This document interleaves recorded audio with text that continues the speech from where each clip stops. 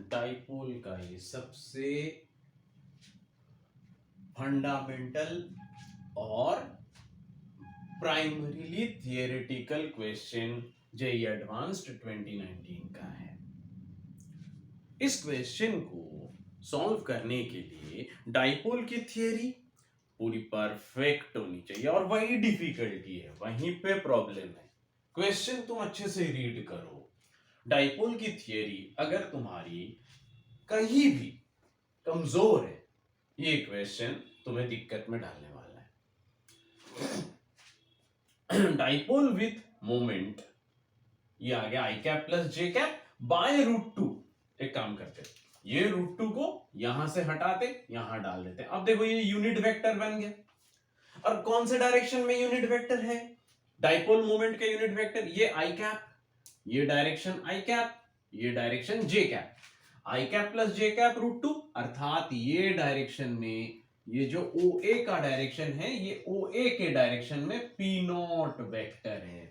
अगर हम इसे पी नॉट वेक्टर नाम दे दें तो ये पी नॉट का मैग्नीट्यूड और I cap plus J cap by √2 के डायरेक्शन में डाइपोल मोमेंट। अभी क्वेश्चन सिर्फ स्टार्ट हुआ है और डिस्कस करेंगे यहां पे डाइपोल संपूर्ण तरीके से, बिना कोई त्रुटि के, बिना कोई नोक झोंक के। आओ देखते हैं, और आराम से, खास चीज आराम से, कोई जल्दी नहीं, डाइपोल परफेक्ट करके छोड़ेंगे। एक क्वेश्चन के संदर्भ में डाइपोल परफेक्ट करके छोड़ेंगे। In the presence of a uniform electric field of magnitude E not, ये देखो मैग्नीट्यूड ई नॉट, तो हम लोग एक काम करते हैं, एक ई नॉट वेक्टर क्वेश्चन मार्क लगा देते हैं। क्यों क्यों क्वेश्चन मार्क? डायरेक्शन नहीं बताया गया, सिर्फ मैग्नीट्यूड बताया गया है, सिर्फ क्वेश्चन मार्क देके छोड़ दो। If the potential is constant on a circle of radius R, ये लो यार, ये सर्कल है, इस पे क्या कांस्टेंट है? पोटेंशियल कांस्टेंट है, v कांस्टेंट है, यहां v कांस्टेंट है, सेंटर्ड एट ओरिजिन, और ये एप्सिलॉन नॉट रहा, capital R much much greater than dipole length, then which of the following is or are correct? अब एक काम करते हैं, थोड़ी जगह बना लेते हैं। ये सब चीजें तो समझ में आ गई, अब थोड़ा क्वेश्चन की तरफ आगे बढ़ते हैं। और आगे कैसे बढ़े? कह रहा है ये सर्कल पे पोटेंशियल कांस्टेंट है। जब कांस्टेंट पोटेंशियल का एक लोकस, उसे क्या कहा जाता है? कांस्टेंट पोटेंशियल के लोकस को क्या कहा जाता है? कांस्टेंट पोटेंशियल के लोकस को इक्विपोटेंशियल सरफेस कहा जाता है। अगर इस पे v कांस्टेंट हो तो ये क्या बन गया? इक्वी पोटेंशियल सरफेस या लोकस। अब इस सरफेस पे electric field in the tangential direction, electric field at any point in the tangential direction कितना होगा? तो electric field is equal to minus of dv by d r. Electric field is equal to minus of dv by d r. अब v अगर constant है तो dv by d r zero, मतलब ये electric field in the tangential direction zero रहेगा। Along the curve tangential direction पे कोई electric field उपलब्ध नहीं रहेगी। तो v इक्वल टू कांस्टेंट का किस्सा हमने समझ लिया इक्विपोटेंशियल सरफेस के माध्यम से। अब डाइपोल पे वापस आते हैं।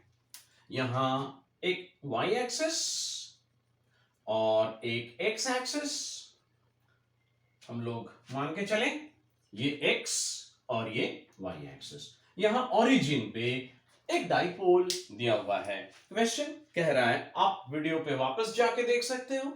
क्वेश्चन कह रहा है an electric dipole with moment p naught by √2 i cap plus j cap is held fixed at the origin. अब यहां जैसा मैंने आपको बताया कि 45 डिग्री के लाइन पे एक डाइपोल रखा हुआ है। Let's say dipole is of small length, अब दिक्कत की बात है, अभी एक सवाल आपके सामने खड़ा है।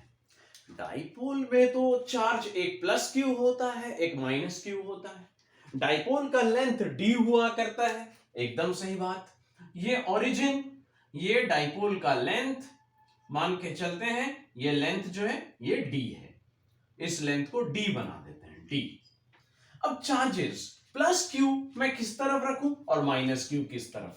यहां डाउट का सवाल ये रह सकता है कि अगर ये पी नॉट वेक्टर का डायरेक्शन है, जैसे क्वेश्चन में दिया है, p naught into i cap plus J cap by root two, question में ये दिया हुआ है, is held fixed at origin.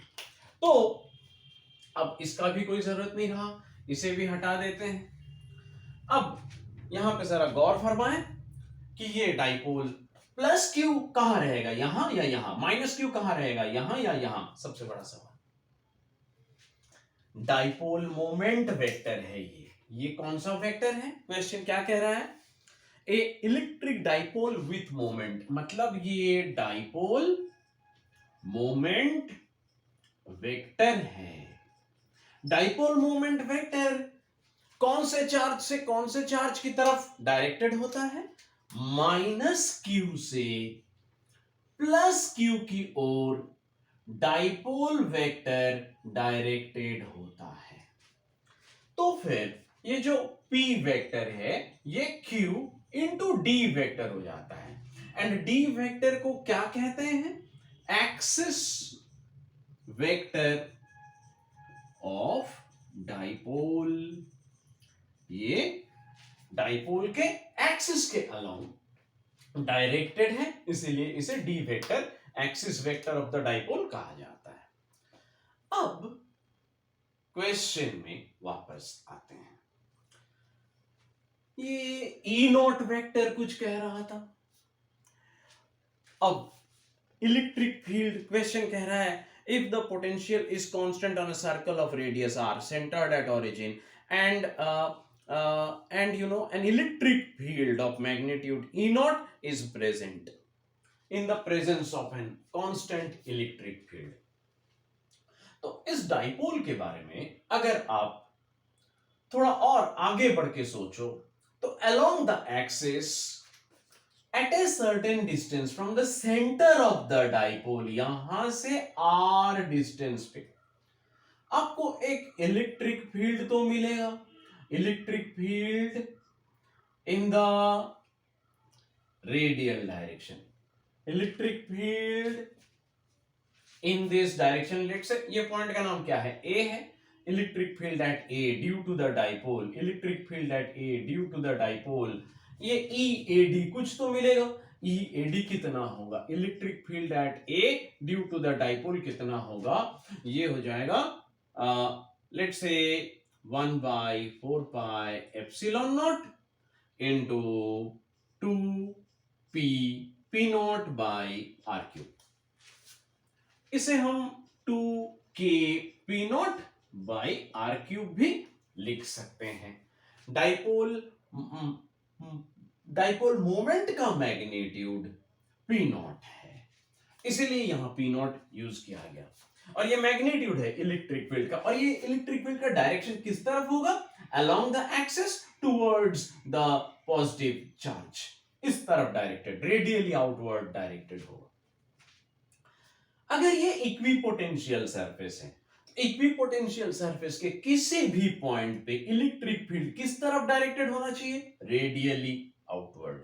या फिर क्या होना चाहिए? इलेक्ट्रिक फील्ड जीरो होना चाहिए। देखो टेंजेंशियल इलेक्ट्रिक फील्ड जीरो होगा, और अगर कोई इलेक्ट्रिक फील्ड एग्जिस्ट करता है तो उसे रेडियली आउटवर्ड होना पड़ेगा, मतलब रेडियली आउटवर्ड। तो ये रेडियली आउटवर्ड वेक्टर, ये radially outward vector I cap plus J cap, ये पी नॉट वेक्टर, मतलब वेक्टर डायरेक्शन अगर कहा जाए तो I cap plus J cap by root 2 के डायरेक्शन में ये जाएगा।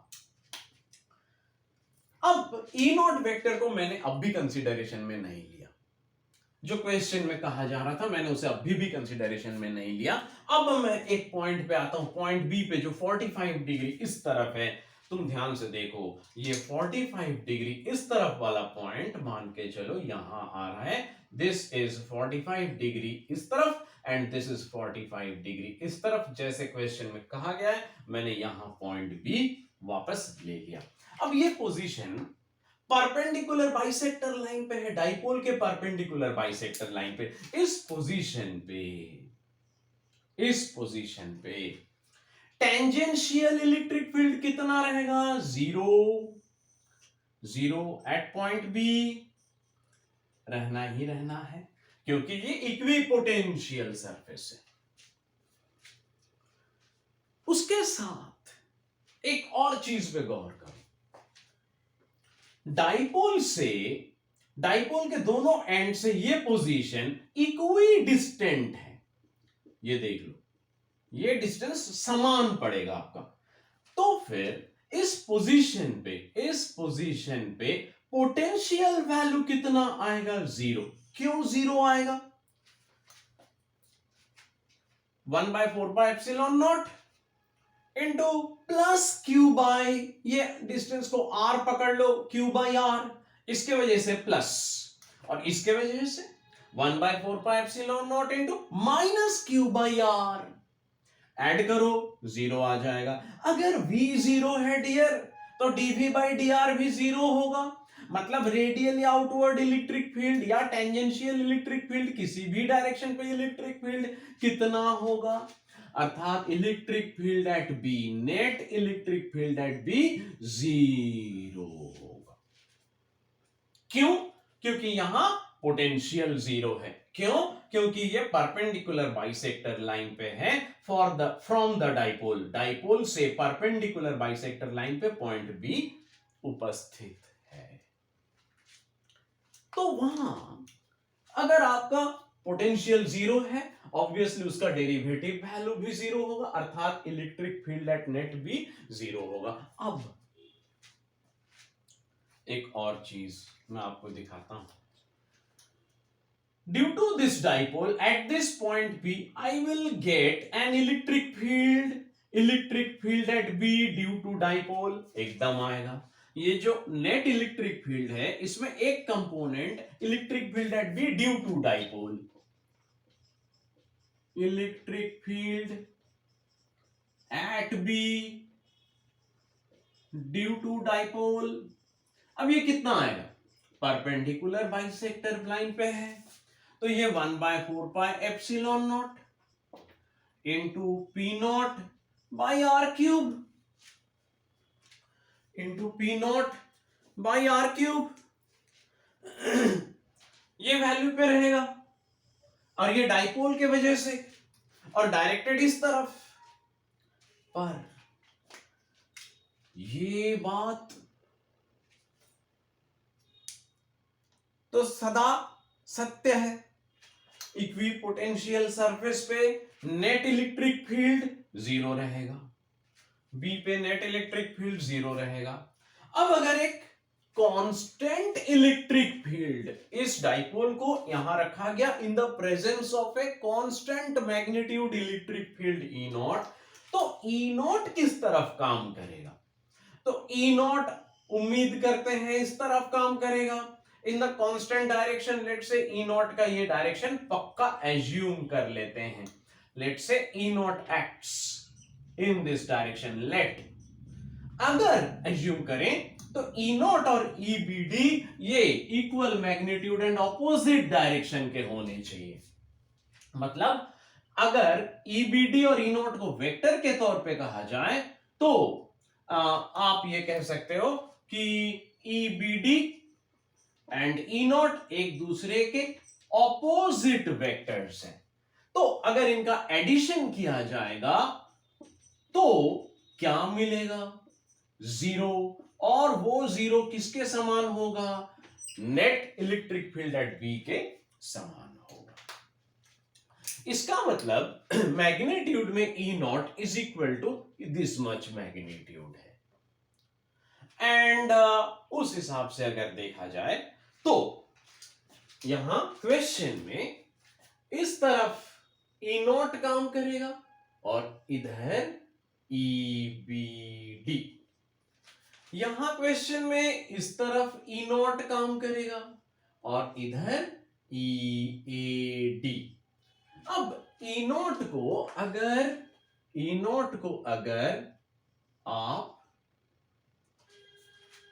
ईएडी और ईबीडी के टर्म्स में कंपेयर करो तो यहां पे net electric field EB is equal to 0, लेकिन net electric field at A is equal to E naught plus EAD. दोनों सेम डायरेक्शन पे डायरेक्टेड है, दोनों सेम डायरेक्शन पे। सॉरी, ईएडी, तो ईएडी कहां गया, यहां है। और ये कितना मैग्नीट्यूड है, ये 2 टाइम्स ई नॉट के मैग्नीट्यूड का है। आप देख लो, ये रहा ई नॉट और ये रहा ई ए डी, ये 2 टाइम्स ई नॉट, अर्थात ये इक्वल टू कितना आएगा, 3 टाइम्स ई नॉट। इसका मतलब है जो मैंने ऑप्शन यहां आपको दिया है ये करेक्ट निकला। The total electric field at point B is 0। Yes, किस वजह से, फिर से याद दिला देता हूं एक बार, किस वजह से, due to this dipole electric field at B will be directed opposite to the dipole moment vector. EBD will be directed opposite to the dipole moment. ये देखो, डाइपोल मोमेंट वेक्टर इधर, ईबीडी इधर, electric field at B due to dipole oppositely directed. और magnitude कितना, इतना, और एक constant magnitude electric field applied in the question, E naught इधर। ये दोनों मिला के net electric field at B आता है, और net electric field at B v equal to 0 के आशीर्वाद से, equal to dv by dr के आशीर्वाद से ये 0 हो जाएगा। इसका मतलब है ई नॉट का वैल्यू इसके समान हुआ। और बाकी की स्टोरी मैं फिर रिपीट कर रहा हूं, आप ध्यान से सुन लो। यहां इस चीज को हम करेक्ट पा रहे हैं और ये क्वेश्चन को भी, ये ऑप्शन को भी करेक्ट पा रहे हैं। अब क्या बचा, अब पूरे सिचुएशन में हिसाब किताब रेडियस का बच गया।